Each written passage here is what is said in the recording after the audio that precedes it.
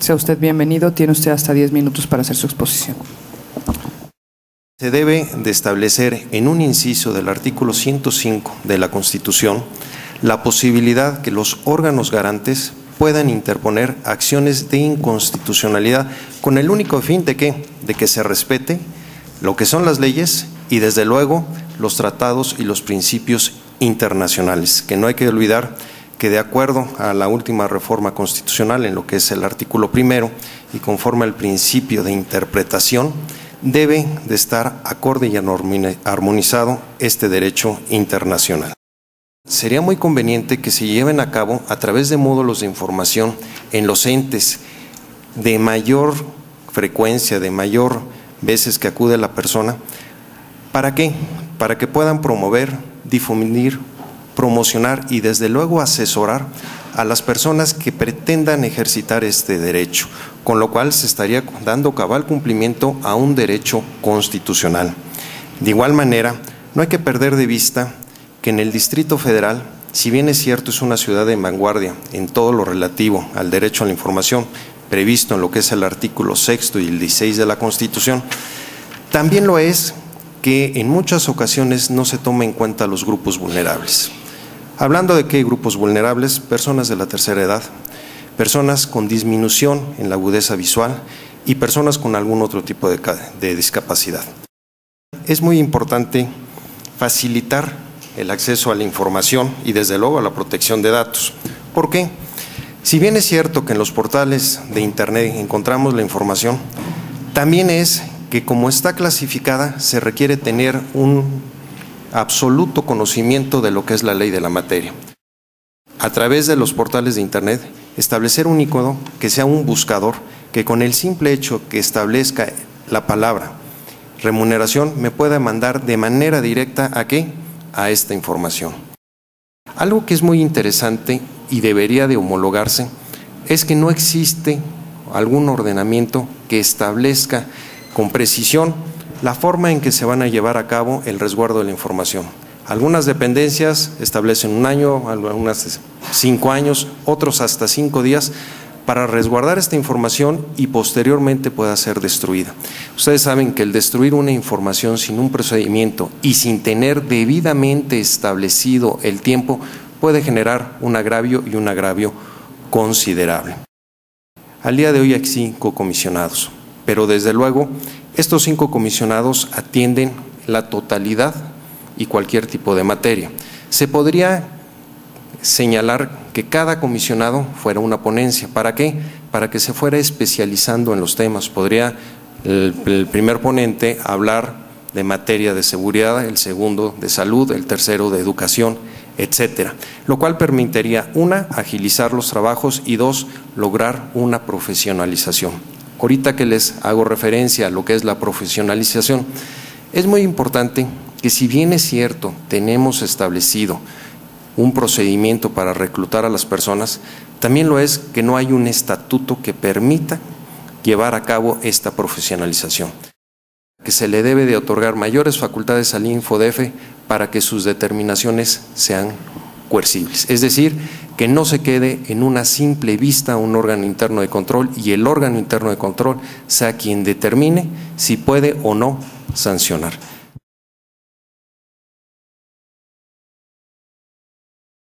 Yo considero que los sindicatos desde luego deberían ser entes obligados y que deberían de hacer la rendición de cuentas, pero de esto desde luego además tiene su sustento en una tesis aislada de la Suprema Corte de Justicia con relación a Petróleos Mexicanos, donde se estableció que los sindicatos son personas morales públicas, algo que desde luego dentro del ámbito del derecho administrativo es muy interesante el establecer la obligación que puede tener un sindicato y desde luego no hay que perder de vista que los ingresos, gran parte de estos ingresos podían ser dentro del erario público, ¿no? Entonces debería de considerarse sí, y desde luego ya tenemos el fundamento derivado de una tesis jurisprudencial de la Suprema Corte de Justicia de la Nación.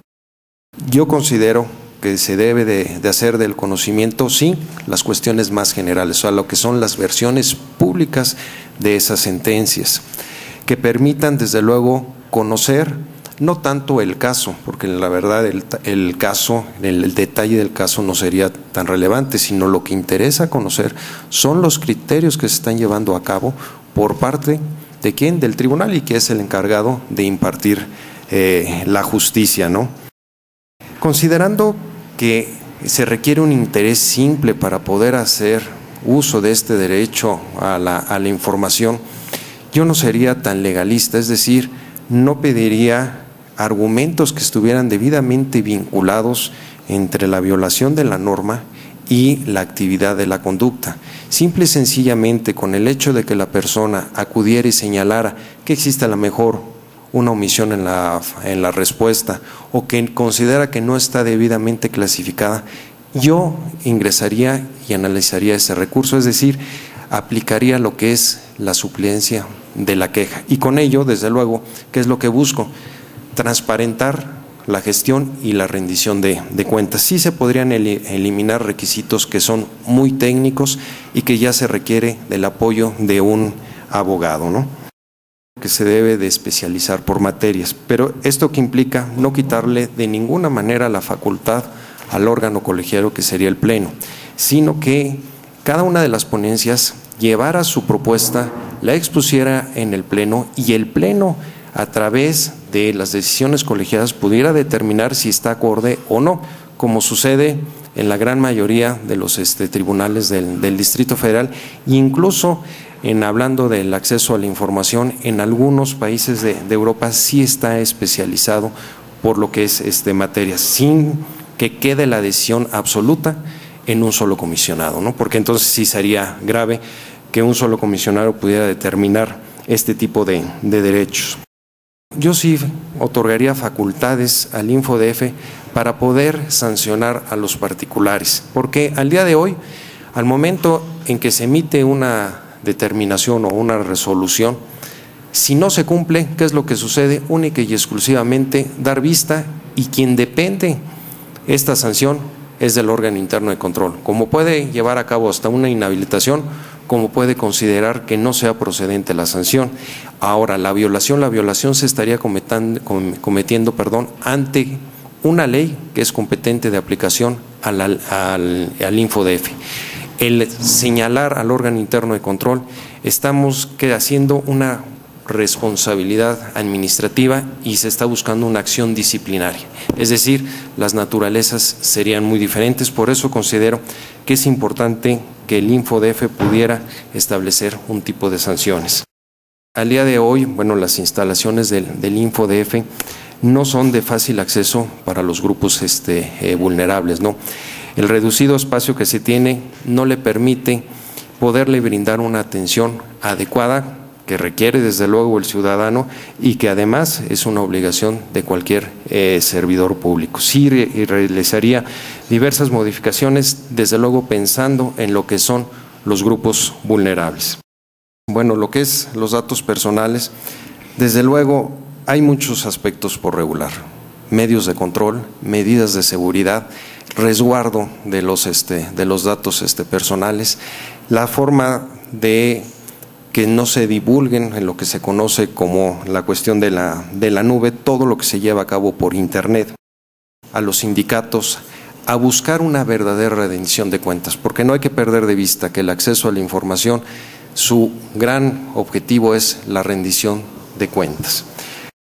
Y de la participación ciudadana y mesas de diálogo, efectivamente esas mesas de diálogo se han estado llevando, son muy interesantes, ha habido importaciones muy relevantes, pero sí yo trataría de que una vez que se lleven a cabo estas mesas se puedan plasmar en un ordenamiento legal, no nada más que quede en una mesa de diálogo o que no trascienda lo que es el sistema jurídico mexicano, porque hay aportaciones de las organizaciones de la sociedad civil que lamentablemente por cuestiones procedimentales no pueden llegar a ser obligatorias.